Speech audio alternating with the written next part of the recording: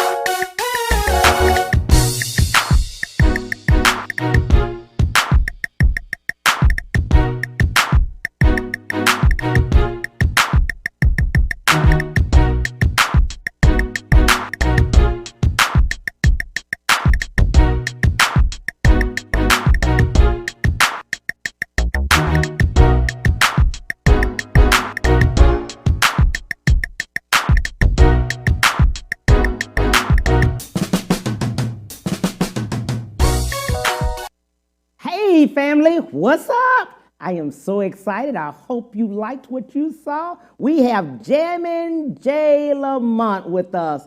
Hey buddy, how you doing? What's going on? I didn't know who you were introducing. Oh, you're talking about me. Oh, I'm sorry. I'm doing this. I said, well, I thought I was on the show. They said, it's you. Oh, that's right. It's me. It's me. That is you. Somebody in the background said, you. Look at the camera. Okay, that's That is it. you. That is you, my friend. How you doing, Cam? How you doing? How you doing? You always say something to the people. Let's tell the audience something. Well, man, I'm just glad to be alive. First of all, we had a big earthquake out here on the West Coast yesterday. It was a big thing, woke me up out of my bed, and Yes. I'm running around my house like, okay, what's going on? Is it me? I thought I was dreaming. And then my brain spoke to me and said that was an earthquake. I said, okay, I'll go back to bed. And then about 30 minutes later, we had like 2 aftershocks. It was Wow. just crazy. But we are safe. Everything is good. It's a beautiful day outside, and I'm glad to be on the Cam Hill shows. I'm excited to be on here with you, man. I'm telling you, I'm so excited. You always say they not ready for this now. They're not Man, ready. they ain't ready. They not ready. You got to do it like that. They ain't ready. They They ain't ain't ready. ready. They ain't ready. They ain't ready. Yeah, they're not ready. From No, no. Oklahoma City, preacher's kid. Talk about that a little bit. A PK. Oh, don't do that. Don't do that. Oh my Don't do God. that. Oh, Don't do- I could write a book about that. But yeah, born and raised in Oklahoma City, and yes, black people do live in Oklahoma. I have to tell people that when I go travel around. We everywhere. Black people live in Idaho. Let me tell you that right now. I met some black folks, Cam, from Idaho. I couldn't believe it. I had to look at them for about 3 minutes. I was like, say that again. Boise, Idaho. But yeah, born and raised in Oklahoma City. My father was a Baptist minister. My mother was a musician. So first lady of my dad pastored and sung in the choir. So Mhm. if you ask me who was my first audience, it was the congregation at our church. I was lead singer in the youth choir. I was in the young adult choir. So I did it all. Sometimes my dad would say, "Where my son at? Get on up there and sing now." And a lot of times I didn't want to sing, but when I saw some of the girls coming in sitting on the front pew trying to wink and everything, I said, okay, I'm gonna go ahead and sing. I'm gonna sing for the Lord, but I'm gonna sing for Sharon. Hey Sharon, how you doing? Okay, man. Praise God. I'm just singing and I'm looking at her, Uh-huh. and sometimes my dad knew what I was doing. He said, boy, focus on the Lord. Never mind her. Focus on the Lord. I But it was love a it. great experience. Yeah. It was a great experience. You went to school in Oklahoma City. Let's talk about that. Oh man, I'm an HBCU grad of Langston University. To all my LU Lions that's probably watching this right now, Yeah. LU baby. Yeah, went to Langston University, and my major was broadcast journalism. So pretty much what you're doing too. So Absolutely. it was amazing, and I studied music on the side, but yeah, broadcasting was my life at the time, and I was My first time on the radio, because I was a Mm-hmm. radio DJ for about 8 or 9 years. So Yeah. my first time on the radio was on our campus station, Mm-hmm. KALU, and it was so funny because I remember my teacher, because we even had a class, Right. Cam, and I'm sure you can relate to this. We had Yeah. a class where we would get graded by going on the air. And Mm-hmm. I remember the day the teacher says, "Okay, you guys are going to be assigned on what time you're going to go on our radio station so you can do your show." Wow. And one of the requirements was, okay, do your show, and they would teach us how to, back in the day of the turntable, slip, cue the record up. We had to do all that. This is how you sit in position like this. Okay, you're listening to. I'm on the microphone. You listen to the sounds of. That was the sounds of Cameo, and on the background we have here, because you had to start somewhere. Right. You had to start Right. somewhere. But it was a great experience. And then I used to be in a band. Yeah. At the time I was at Langston, a couple of guys that I went to school with. It was so much talent on our campus at the time Right. that I think it amazed us. And Mm-hmm. so the word went around that, hey, man, there's this dude on here that does all these sound effects. He can impersonate people. He's on the radio.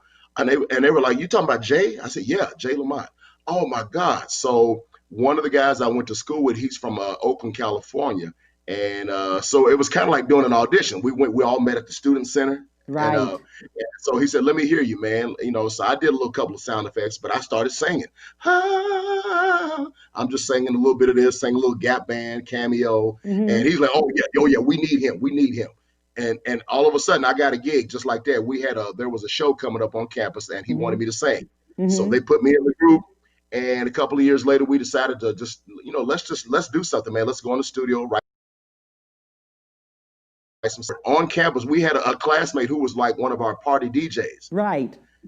Cam, I could tell you a whole lot. I mean, he Yeah. would DJ all the school parties, but it was so funny. He had so much equipment. He had like all these stereo equipment in his dorm room. Wow. So we would go to his room and we would record certain songs. So Mm. his room was like a studio. Right. So and so whatever song we would record, a lot of times our radio station would play it. So if Mm-hmm. I ever got on the air, I'll say, hey man, give me that one song and I'll go ahead and play it on my show. Right. I'll give it to one of my other friends. I had another DJ student from DC, so he would play Mm-hmm. it on his show. Mm-hmm. So it was just that love that we had on that campus. I mean, it was just so amazing. And then I got my first professional job working at a commercial radio station while I was still a student at Langston. Wow. So I got hired to work at an R&B station in Oklahoma City. Mm-hmm. This was one of the few stations we had that was like in the top 5, Mm-hmm. and it was an AM daytimer, an AM Mm. daytimer, sunrise to sunset. But we were jamming so hard, so they said, "Man, there's this young dude up in Langston. You might want to hire." Somebody from the station told the program director, Right. and so I got hired just like that. Hadn't even graduated yet, and they said, "Oh, Wow. you got the job." Wow. So it allowed me to use it as an internship to get credit, and I used it as a co-op. So it was an Wow. amazing experience. And then the program director at the time, I told him, I had said, "Hey man, I got a little group that I sing with too." He said, "You sing? What? What?" So Cam, I mean for real. I would bring all the stuff to the radio station. I would go into his office, let him hear the songs. Right. He was just amazed. They were like, and he let the general manager come in. Listen to this. Listen to this. He sings. This is his record right here. So he gave me clearance to go ahead and play it on my show. Go ahead and play the songs. Wow. So I had that. He gave me that little freedom, man. So it was just a blessing at the time. And then I wound up. Somebody heard about me in Houston, Uh-oh. um, by way of a record promoter who worked for Motown Records at the time. Right. And you know how it is when you always have these personnel from certain record labels Right. who would come to your station to bring you new product. Hey, we got this new one from Michael Jackson. This is new one from Teddy Riley and Guy. You might want to put this on the show. Right. And so my program director at my station in Oklahoma City wanted this guy to hear some stuff that I did. I used to do radio drops, jamming the most music, 90 point, that kind of stuff. Mm-hmm. Get down, the power station, listen in to win. Call in, listen for the dial tone and be caller number 9. You'll win 10,000. I was doing all of that. Right. So this guy was like, this is who? What's his name? I said, Jay Lamont. So he got on the phone and called a program director in Houston at the time and said, listen to this. So he held the phone up, let him hear it. He said, oh man, who is that? Okay, I think I might want to hire him. And just like that, they flew me down to Houston for an interview. And the next thing you know, I got a job in Houston. And I wound up a resident of Houston, Texas, H-Town. It's just unbelievable. I had a chance to work at a station called KISS 98.5. I don't know if you remember that station. Yes. Then I worked at KMJQ, Magic 102. Right. And so all the stations, man, there in Houston, man, it was just such a great experience. I got a chance to meet some of the legends like Skipper Lee Frazier. I remember I had a chance to co-host. It was like an outdoor festival at the Miller Outdoor Theater. Yes. A lot of folks that's watching remembers that venue. And I met the legendary Skipper Lee Frazier. I told him, I said, "Sir, how you doing? So it's an honor to meet you. I've heard a lot about you. Yes. You know, he was a product of KCOH. Hey, how you doing? I'm Skipper Lee. What's going on, Jay? What's going on?" And I started imitating him because I heard they used to do commercials. He would do commercials about this club and that we ran on our station. Right. And I said, "Who is this?" He said, "Oh man, that's Skipper Lee Frazier, man. That's a radio legend. How you doing? This is Skipper Lee Frazier. Make sure you come on out Friday night. That's right. Drinks are 2 for 1 all night long. That's right. You better be there." I mean, I'm like, "Oh man, I like this." I was psyched out because I love being around legends like that because we had radio. Even in Oklahoma City, like one of the first black radio stations in Oklahoma City used to be on in the 60s and 70s. And so, and it was an honor because one of the guys that used to be on that station at the time, I wind up becoming a coworker when I got hired at the daytimer that I worked at in Oklahoma City. So that was like one of my heroes. Yes. So even though I didn't grow up in Houston listening to Skipper Lee, but I told him, I said, "Man, I can honestly say you're a hero of mine because to be in this business that you're doing, it's an honor." He said, "Hey brother, I appreciate you, man. Where are you from?" "Oh man, come on, we're gonna have a good time. Come on, you got your microphone. Okay, let's go on out here." And we just had a blast. You sound just like him too. That's right. The Cam Hill Show. That's right. You better tune in weekdays, the Cam Hill Show. Hey, Tuesday night, where your mama gonna be? We're gonna be right here on the Cam Hill Show. That's right. Oh, man. I love it, man. That's that true radio. I love it. You are the human iPod, everyone says. Where did we get that name from? They call you that, the human iPod. You know what's so funny? When I was in high school and college, my nickname at the time was Radio Man. They used to call me Radio Man because I would go around, because even in between classes, that's why I was doing all of that, because I was doing that since I was a kid, making little sound effects. I would imitate songs. And so I remember somebody came up and said, "What's up, Radio?" Just out of nowhere. "What's up, Radio? That should be your name, Jay. We're just going to call you Radio." Right. And I said, "Okay." And I just bought into it. And then, of course, like I said, a lot of the females, a lot of the girls that I knew from school who wouldn't talk to me, they would overhear me. Somebody would tell some of these girls, come down the hall. I would be near the cafeteria. And I'd be out there, "Wait a minute." I'm just singing songs, trying to serenade the girls. They screaming and everything. "I'm still lonely." So the girls are like, "Oh, he sound like a radio." So every day at school, "Hi, Radio, hi, Radio." I'm like, "Hey, girl, what's up?" But in the back of your mind, I said, "See, she ain't never talked to me before, but now she want to talk." But something in my head said, "Just play along." See, something way down in your spirit. Yeah. But no, a couple of years ago, Cam, I was working at a comedy club here in LA. You know what's so funny?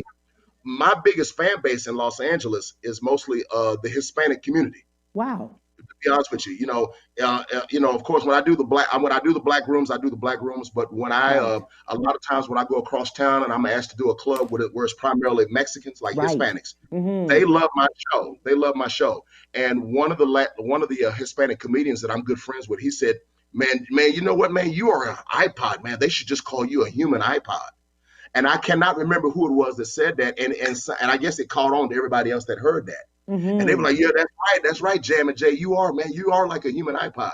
So it got to where people would, when I would do these little clubs around town, when they would introduce me, they'll say, "Hey man, are you ready for your next performer? Are you ready for your next comedian, man? Coming to the stage, man. I want you to put your hands together. This guy, oh my, oh man, it was so amazing how this guy brought me up. He said, he is like an iPod, man. I'm trying to tell you, man, make sure if your radio breaks in your car or whatever, this is the guy you would want to be in your back seat, man, because he's like a human iPod." Please, and that's where that came about, man. Right. Put your hands together, man, for the human iPod, Jam and Jay Lamon. All right, man, do good. Give him the microphone. Do good, man. They're gonna love you. They're gonna love you. So, oh yeah, and they paid good. Yeah, Hispanics. What did you say? They pay good. They pay you. They pay good. Yes, they got their money. They got their money. They paying right then. Money, man. Here's $5. I give you the other 100. I'm like, never mind. No way. Oh my God! You have impersonated so many people over the years. Let's do just one from yourself that you just love.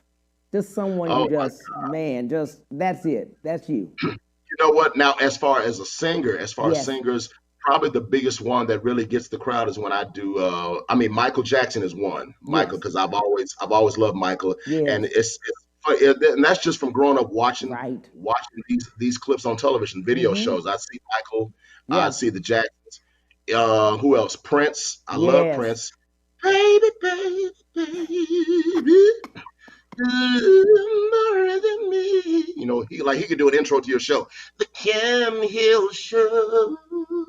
Listen every day. You better watch the Cam Hill Show.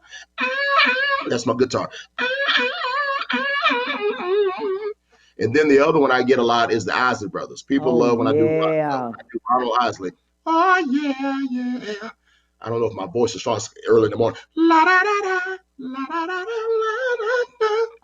Oh yeah, yeah. So that kind of stuff is what gets them. Yes. Yes. So Yes. it's like, but you have to be at the show, like hear it on a microphone when I'm got amplifiers up and I'm on that Exactly. mic.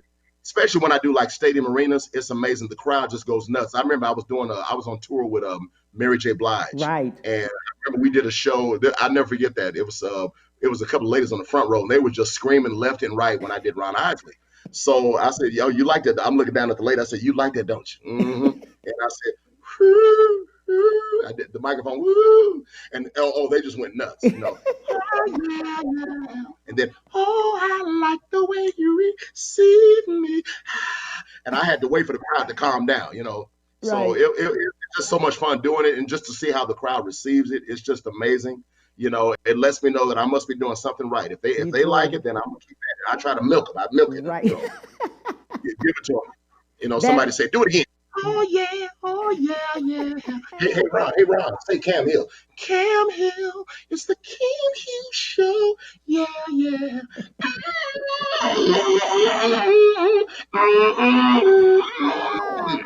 love it. Love it. Love it.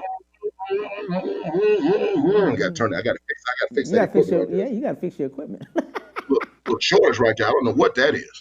Mm-mm. Ah, Yes, indeed. I'm telling you, man. that is too good. I'm telling you, you are a legend here. You are classic. You really are. People Oh, love you, stop man. that. They I don't know. really I don't know. do.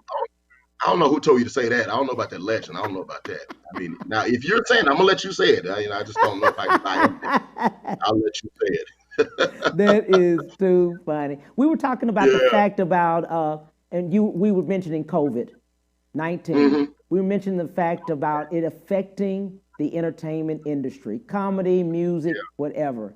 You started out Yeah. in music. Yeah. Yeah. Started out in music, like I Yeah. was saying. When I was at Langston, like I said, it was just such a great experience to Hmm. to think about the guys that I met. It's like they say you never know Yeah. who you might meet one Right. day Right. that you might wind up having a working relationship with. Yeah. And at the time I was at Langston, well, like I said, I Hmm. was studying broadcasting. Right. These guys said, "Hey, man, we need you in our group."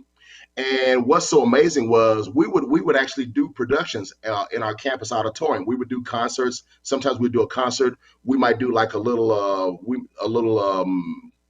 pageants. Like sometimes if there was the pageant on campus, they would Yes. ask us to provide entertainment. And I mean, the students, the campus, everybody, they just loved us. We were like, I Right. mean, if I guess you could say it, we were like rock stars on Yeah. campus. You rock stars on campus.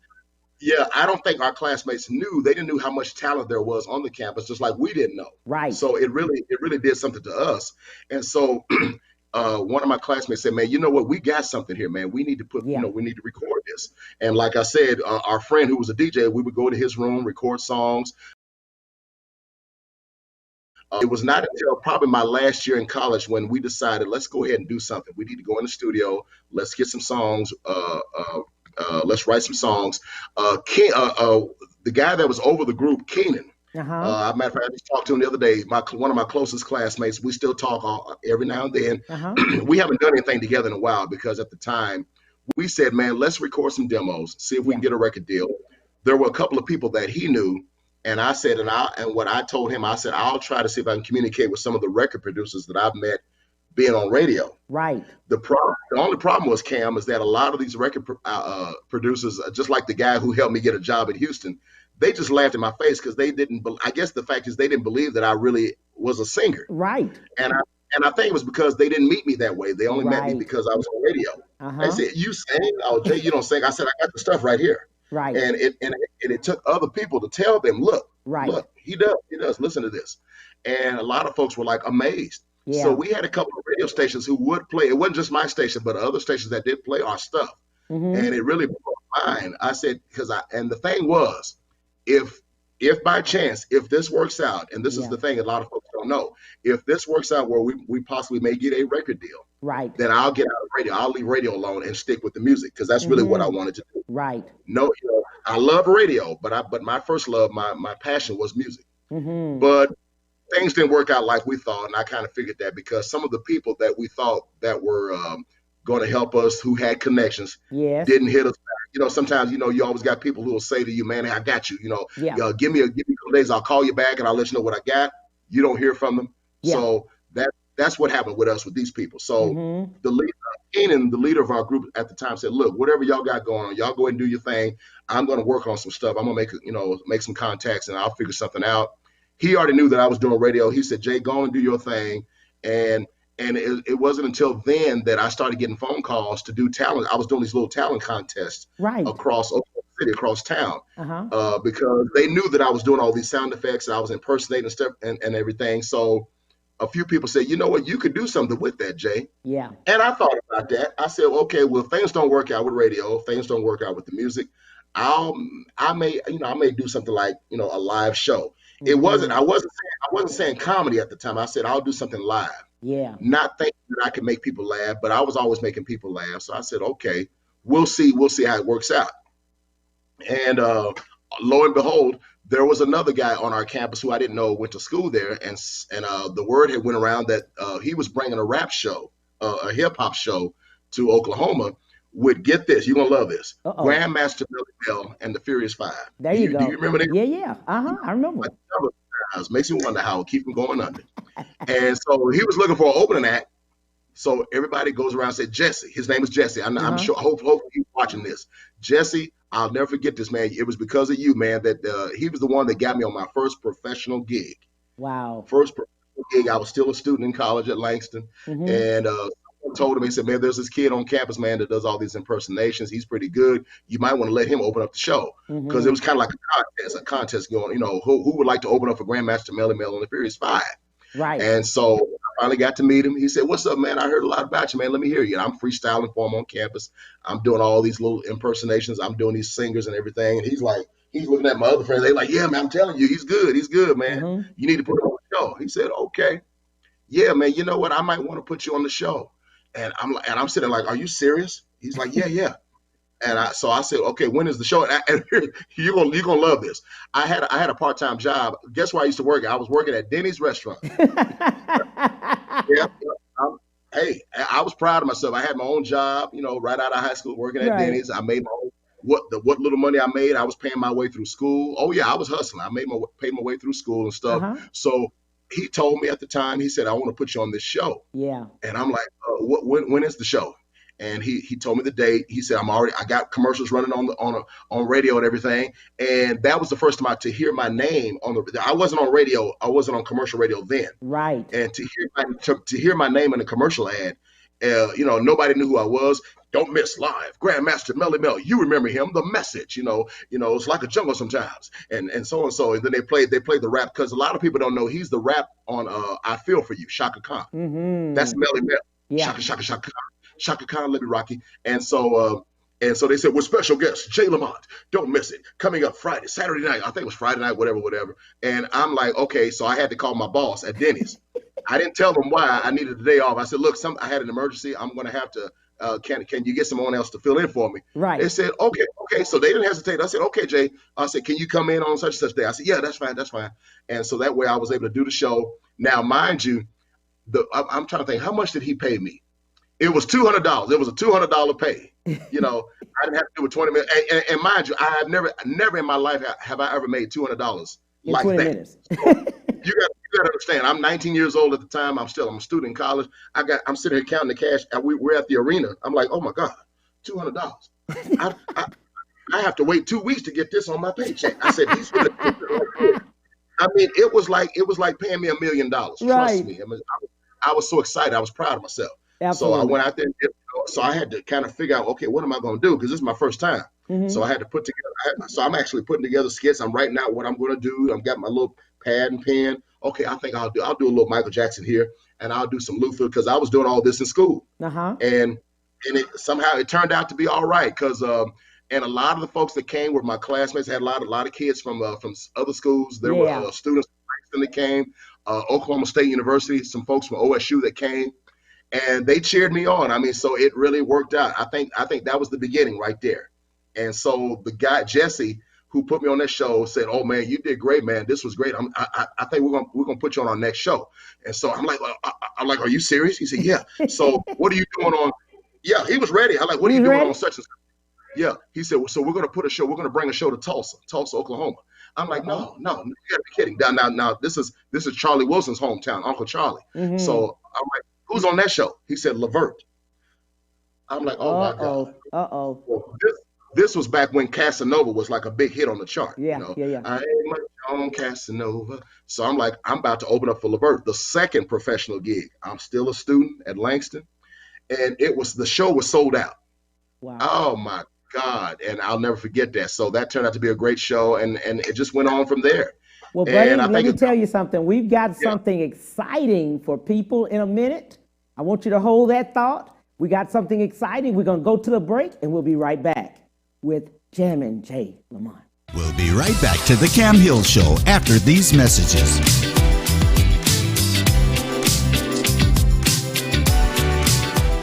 Houston's only Cadillac to your door dealer, Ron Carter Cadillac, delivers test drives to your home or office. For a limited time, get $16,000 off all in-stock Cadillac 2019 XT5 crossovers and $19,000 off all in-stock 2019 CT6 sedans. Or experience the first ever 2020 Cadillac XT6 Premium Luxury Collection, only $519 with $1 down for 39 months lease. Or purchase and receive 0.9% APR for 72 months with no payments until November. RonCarterCadillac.com.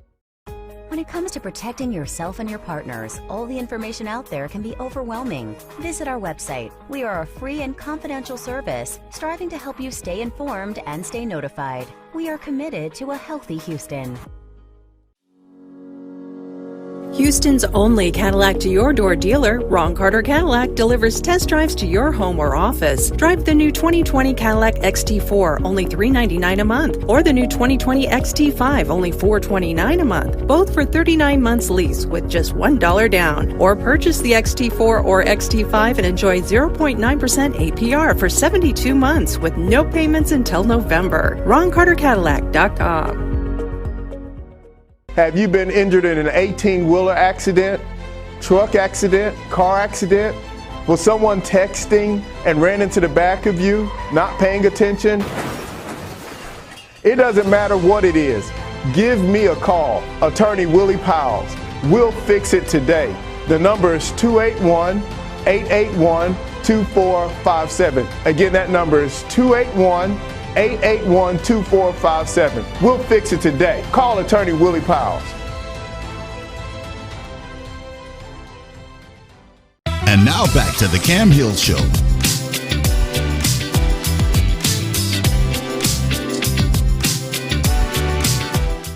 Hey, we are back with Jammin' J. Lamon. Hey, buddy, you were saying some things. You know what? I'm talking too much, Cam. No, you're talking great. No, I just want you to finish what you were saying. They wanted to hear it. I'm telling you too much, but after doing that Levert show, after doing that Levert concert in Tulsa, it was amazing. That's when I said, okay, this is getting ready to go somewhere. Yeah. After talking to Jesse. So like I said, I really appreciate him. And then all of a sudden he calls me a couple of months later. What are you doing on such and such date? Yeah. I'm like, I don't believe this. And I think it was my last year in college at Langston. Well, I'm bringing another concert to Tulsa. And I said, well, who's on this show? Roger and Zapp. Oh my God. I said, man, one of my favorites. I grew up on funk. I grew up Cameo, Parliament Funkadelic, George Clinton. And I said, Roger and Zapp. Never could have imagined that I would get to meet him, Roger Troutman, and rest in peace to Roger. And I remember when he came to Houston, but I'm gonna back up before I went to Houston. What led me to Houston was, like I said, this record promoter, Mike Kelly, that's his name, Mike Kelly. Matter of fact, he follows me on social media, Mike Kelly. Thank you for that. when he helped me get a job in Houston. That's when things kind of turned around for the comedy because I was asked to come and host. Now, mind, I'm on the radio in Houston, so they asked me and another DJ to come and host a talent. It was like a comedy talent show, and I'm trying to think what was the name of that club. Do you remember Spellbinders? Yes. Spellbinders Comedy Club, right off I-10. I'll never forget that. And so my coworker, I'm trying to think who was it. My coworker said to me, Jay, you ought to do some of your stuff because I used to do it around my coworkers at the radio station. Right. All the nations. They were like, when did you start doing that? You're amazing. So they were like, you should do some of that on stage when we bring on the acts. I said, okay. And that's what kind of when the club promoters and everybody started taking notice, they said, oh, you got something there, man. You need to do an act. You need to do something with that. And so that's when I had a chance to meet a gentleman by the name of Rushion McDonald. Yeah. Houston native. Rushion started a comedy club there, one of the first African-American comedy clubs owned and operated in Houston. And I want to definitely give a shout out to him because thanks to him, he came to a station, one of the stations that I worked at, and he was coming there to buy some advertisement. He was advertising about this comedy club he's bringing to Houston. And the name of the club was called Hip Hop Comedy Stop.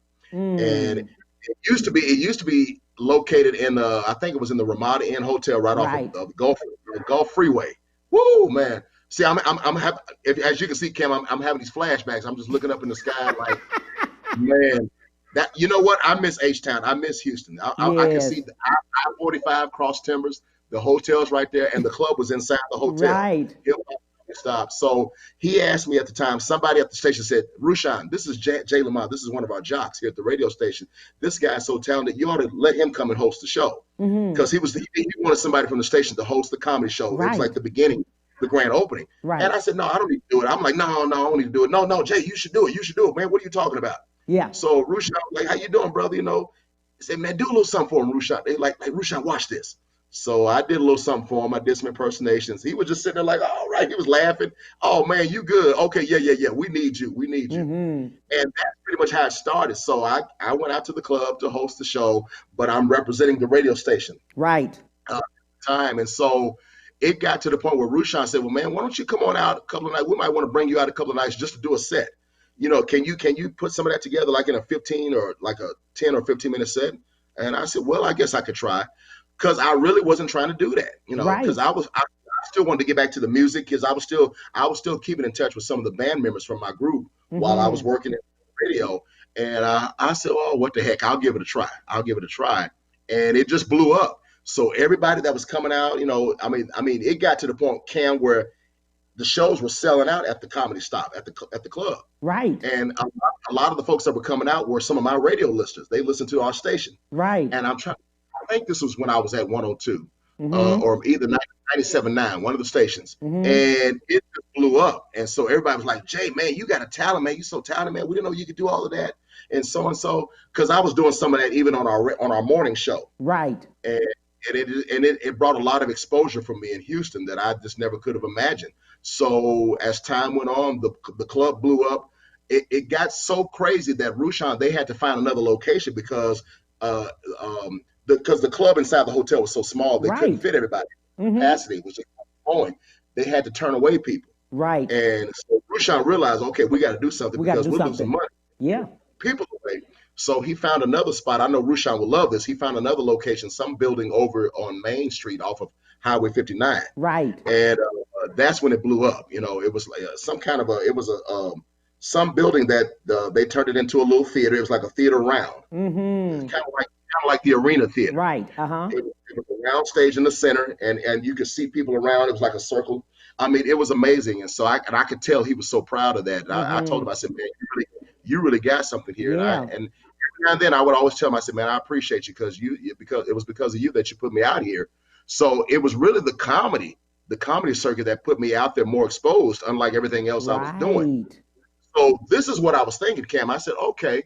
And I was talking to my Keenan, my band member at the time, told him what was going on. He said, well, man, I tell you what, Jay, he said, just let the comedy use that platform to get you out there so people who really know what you're all about. And he said, I tell you what you can do while you're doing your jokes and everything, why don't you mix in some of that music? So That way you're giving them the best of both worlds. Make them laugh, joke with them a little bit, and then do your impersonations. And so that's how that came about. Wow, that's a So good I would one. do, I'm a joke. I'm gonna do a little few jokes here. Then I'm gonna do a Yeah. little Michael, do a little Yeah. Prince. So I said, I know what I'll do. I'll do some of these little parodies and put the comedy in there. Like I'll do Michael Jackson. Can you imagine Michael Jackson doing this? Can you imagine Prince doing that? Right. What if you were in the car and you rolled up to the McDonald's and Ron Osley's taking your order? Can I take your order? Oh yeah. And the crowd just loved. I mean, it turned into something. Right. And now I'm still on the radio. Now I'm a hot name. My name is like big all over. Jamma J. Lamon on the radio, and he's now performing live at the Hip Hop Comedy Stop. Right. All of a sudden, I remember Rushion came and he wanted to have a meeting with all the comedians, and I had a chance to meet even nephew Tommy, who was a good friend, a good colleague of mine. Shout out to Tommy. I know you had him on the show. Yeah. My first time meeting Tommy, we did comedy together at this club, and him and Derek Ellis. I could name names. Derek Ellis, Terry Grossman. Yeah, Grossman. He's gonna be next Friday. Yeah. Really? Oh yeah, man, he's coming on next Friday. Tell him I said hello when you see him. That's my twin. That's one of my twin brothers because we light skinned. We always talk about that. We twin brothers, light skinned. We're gonna bring light skin back in. We're gonna have a million light skin man march. He would always laugh when I would tell him that. He said, "Man, yeah, we need to do that, Jay. We need to do that, light skin." So so those guys, man, those are like my family. That's like my family because we all started at this comedy club, and they knew about it on the radio, so they were excited. It was kind of like they were excited to meet me. And next thing you know, we hear that BET is getting ready to start this comedy show called Comic View. Right. BET's Comic View. So Rushion at the time said BET's going to go around the country to certain cities. They're going to come to Houston. So I want some of you guys to get your best material together because I'm going to try to get you guys on this show. And they film it in Hollywood and LA. I was like, oh wow. So we were like, oh my God. I hadn't been in California since. Never been to California at that time. Right. So I got picked to be one of the comedians because what they did, they brought the camera crew to Houston to the club. So Rushion put on a show. And this was a chance where you might be on television. So I remember they advertised it all over the city on the radio. Yes. BET, there's a new show coming on BET. Houston, get ready. If you want to be a part of this live taping, come to Hip Hop Comedy Stop. Get your tickets now. And I was on that taping. And next thing you know, it just went from one thing to another. Phone calls came in. Hey, Jay, they liked your tape, man. They want you on the show. So I had to travel to Los Angeles, my first time in LA. And it was just so amazing. And I think I want to say that a few other, let me see, who else got on the show from Houston? I think Tommy got a chance to be on there.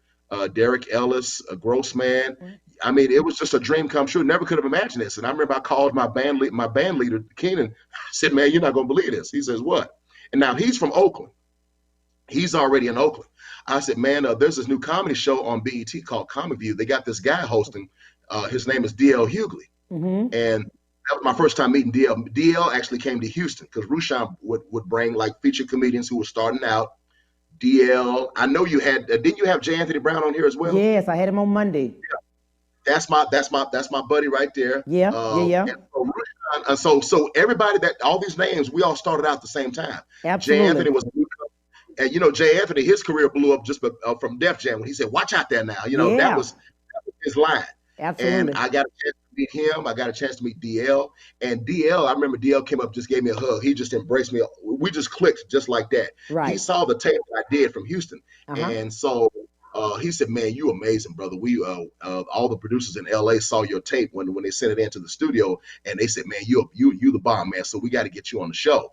And I'm like, wow. So when I called my friend Keenan, I said, hey, man, they just picked me to be on this show called Comic View in LA, man. So I want you to come on down. He said, you lying. What? Oh, he just going crazy. Oh, my God, I don't believe this. Okay, man, let me let my mom know. So because I'm going to try to see if I get a plane ticket. I'll fly on down to LA. So a lot of my friends from the Bay Area, from Oakland and San Francisco came on down. They were just psyched out because they couldn't believe this. They said, man, you're going to be on this live TV show called Comic View.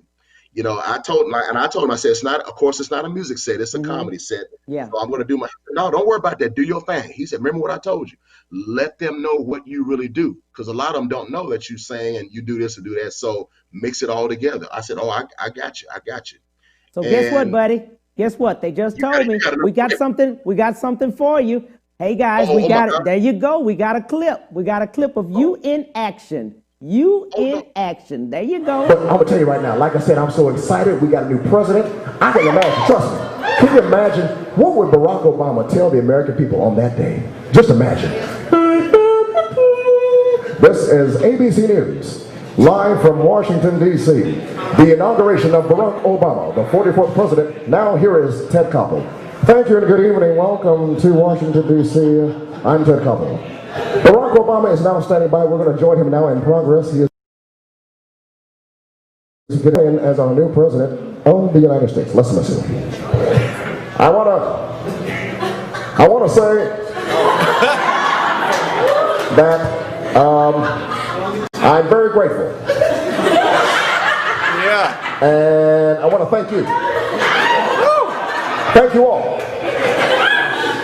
I know what you're saying. Thank you. Thank you. Some of you are shocked. Some of you are stoic. And some of you are saying to yourself, oh my God, he sounds just like him.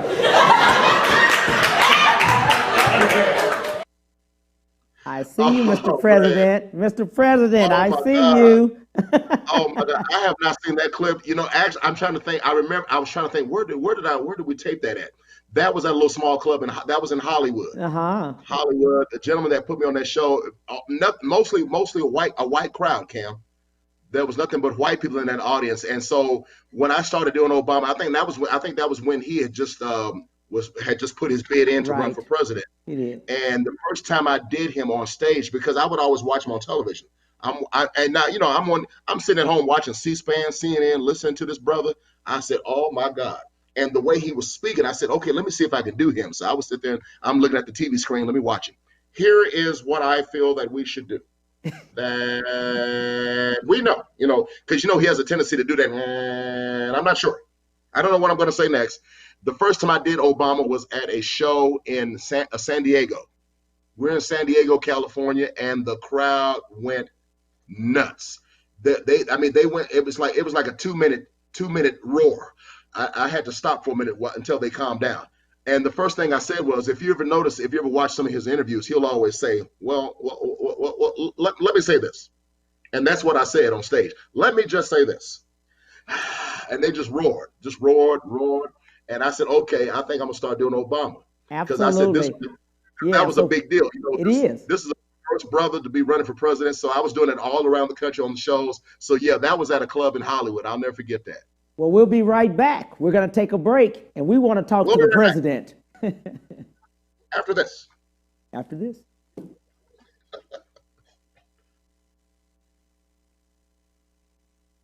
We'll be right back to the Cam Hill Show after these messages.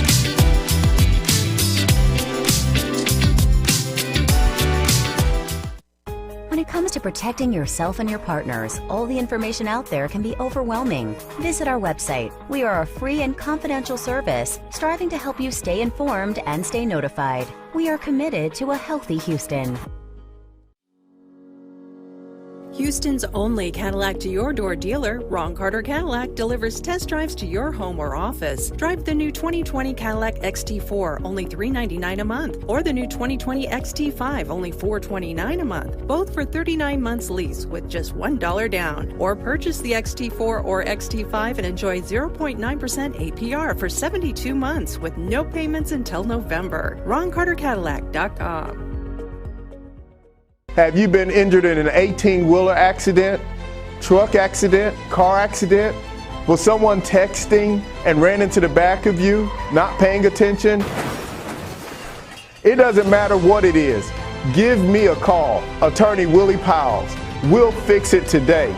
The number is 281-881-2457. Again, that number is 281-881-2457. We'll fix it today. Call Attorney Willie Powles.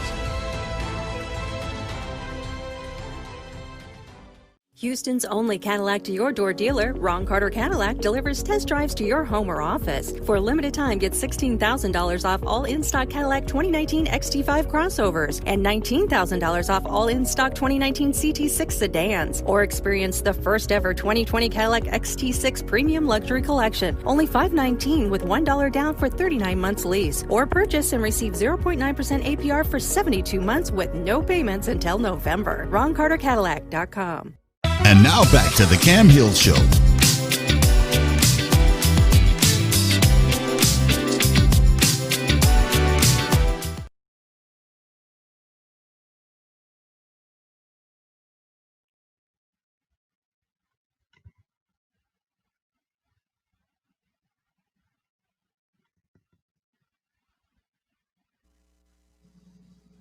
Mr. President? Oh, there you are. I couldn't hear you. Okay, there we are. There we are. You're messing with my audio. Cam, hold on for a minute. You're messing with my audio. I couldn't hear him at first, so we need to get that fixed. Okay. All right. Hello, Cam. How are you? Mr. President, we're so happy to have you here. We are in crisis with this 45 guy. We're in a crisis. Oh, my God. Oh, my God. Cam, what's so amazing about this is that this has been going on. It's been going on for the last 4 years. I think, like everybody, I said, I don't know if you ever saw the photo that I took when he first came into the Oval Office, and you saw the look on my face. Yes. There was a look of disgust, a look of dismay. Yes. How could this be? I'm sitting here shaking this man's hand, and I had this look of, what I really want to say. I know I can't say on here, but I was like, what the, what the, fill in the blank. You can fill in the blank. What the, and I'm like this. This cannot be real, but but the fact is, it is what it is, and it seems like he's he's obsessed with me. Yes, he despises me. He can't seem to keep my name out of his mouth, and that's just like, of course, yesterday I had the pleasure and the utmost honor to speak and eulogize Congressman John Lewis. Of course, we just lost him, and may he rest in peace. What a great man! What a great hero! And I was in Atlanta at Ebenezer Baptist Church speaking there. Of course, former President Clinton, former President Bush was there. And of course, from what I understand, he got on Twitter. He could not wait to get on Twitter because he does not like the fact, he doesn't like anyone, not even you. I'm sure if he would get mad at you if you were to upstage him.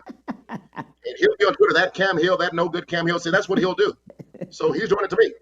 But that's okay, because I overshadowed him. Boy, I turned that thing out. Trust me. You did. Michelle doesn't like when I try to get when my ego starts going crazy. He said, oh, yeah, I turned that thing out.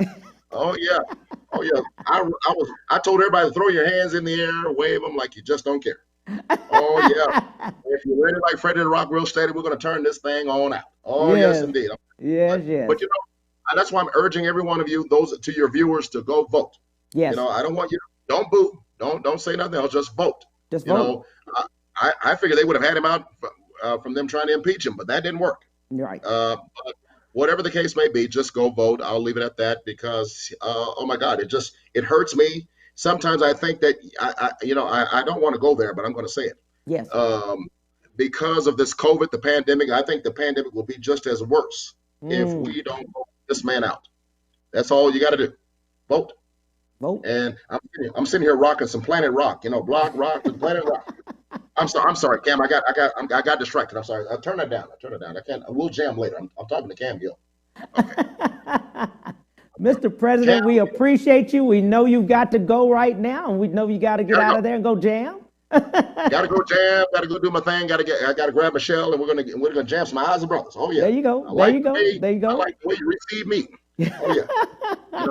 I told her I've been really trying to hold back this feeling for so long. And if you feel it, I know, Cam, I know you've heard that from somewhere. Yes, if you feel yes. Yes. Oh, come on. Oh, come on. Ooh, let's get it up. I'm sorry. Jammin' J. Lamont, my friend. My sir. God. Wow. The comedy business. So many people are local, okay? So many people have gone, and I mentioned earlier about COVID, because many people are full-time comics, full-time musicians, and the venues, of course, are closed. Yep. So they no longer have that business. They no longer have that income. Yeah. It's really tough, Cam. It's really Yeah. tough. For a lot of people that don't know, yeah, we're not Yeah. able to work Right. since this pandemic hit. Because matter of fact, I'll never forget. I think it was in. Because what's so funny was my last show. This is when things were getting kind of Yeah. risque. Yeah. That they, there was a possibility that they might shut this country down. Right. I remember watching. I was watching an NBA game. Mm-hmm. We were watching something on the news, and then they said that the NBA has been suspended temporarily, and we were like, "Uh-oh, Uh-oh. It's this real. is serious." This is real. Yeah, Right. I had just flew in. I had just flown in back from Washington. I was in Washington State, Yes. up in the doing a show up there right below Seattle. Mm-hmm. And that's when I could tell this is getting serious because it was so funny because not everybody had masks on. I mean, it's like there was no Right. talk of putting a mask on, but there were people on my flight who had a mask on. Wow. So And they knew. yeah, they knew that this is about to get bad. Right. So I had a mask on me. A friend of mine who works in the medical field, she said, "Hey, you might need some of these." She gave me some hand sanitizer, get some masks. So I had my mask. So I said, "Well, let me go ahead and put mine on." Right. And I'm on a full flight. Yeah. And so that was the last show that I did. And as soon as I got home, right in the nick of time, they got on the news, said, "Okay, everything is shut down, Right. locked down." All the rest of the shows, because I had shows lined up for like April, May, June. Right. Mm-hmm. All the shows were canceled. So Yes. I lost so much money. And so Right. what people don't realize, and this, Cam, is that in this business, it's like working paycheck to paycheck. It is. There is no job security in Right. the entertainment industry. There's no paid leave. If Right. you get sick, you get sick. You I'm get gonna sick. tell you something, Cam. There have been times I've had to do a show with a messed up back. I had strained a muscle in my back one Uh-huh. time. I was doing something crazy on my last show, so I'm on stage in pain Mm-hmm. doing the show. Mm-hmm. And many people could say, "Oh my God, Jay, how could you deal with that? You should have canceled it." I said, if I cancel the show, Right. it cancels the money too. It cancels the money. You're right. Yeah. So it's like you could take a leave of absence from your job because you're Right. working under. If you work for an employer, you can take a Yes. leave of absence and still get a check. You can take sick leave and get a check. Not with us. No. So they're not just gonna hand you your money. Hey man, look, if you don't feel too good, don't worry about it. Here's your pay. Just go home. No, No, that I ain't would- work. if that actually happened, there would be so many performers out there like, okay, you know what? I'm going to just not do this show. Let me just go and get that money. Oh, no, you got to do the show. Right. I remember one time flying into Memphis. I'll never forget this. I was flying into Memphis on a little tour with some other comedians. Just did a show we were in Columbia, South Carolina.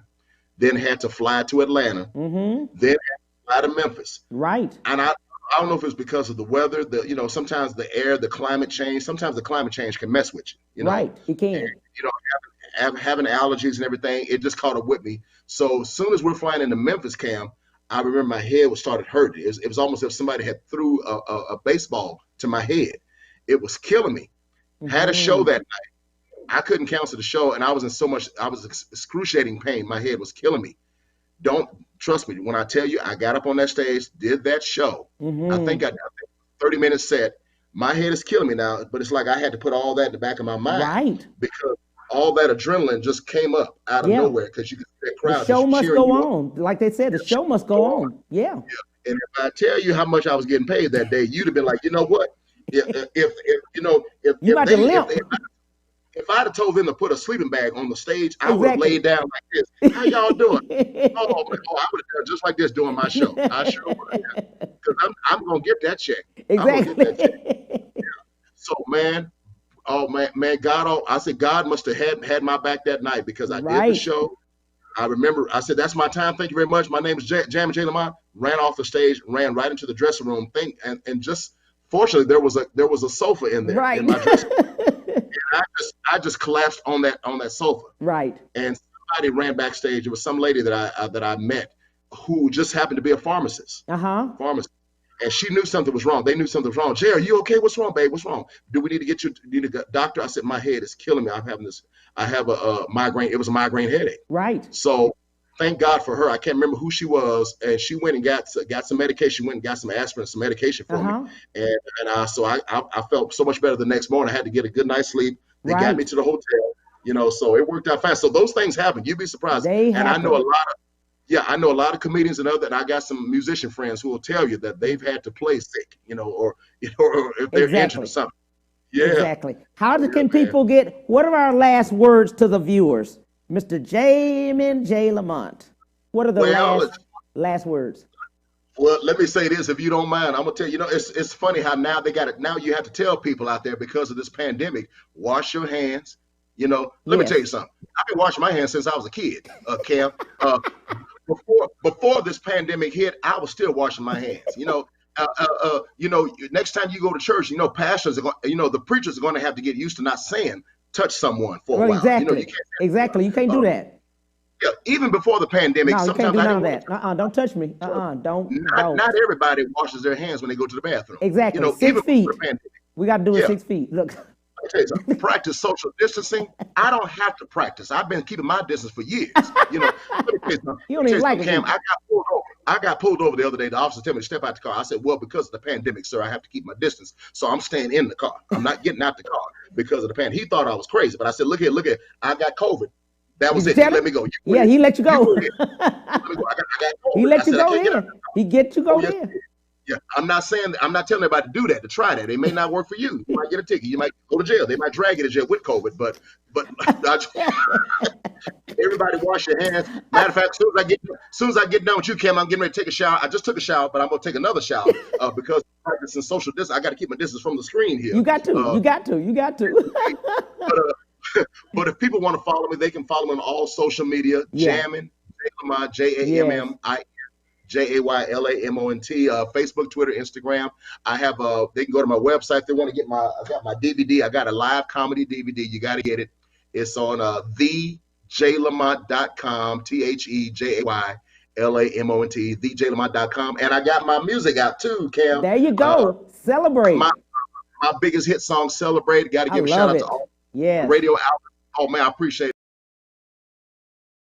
it. Top 30 countdown over in the UK. Wow. So all my folks over in England, London, thank you so much for the love. Yeah. You can go to iTunes, Spotify, SoundCloud, and get the songs Jay Lamont Celebrate. And my EP is called Here I Am. So it's on all streaming outlets. So enjoy. Check it out.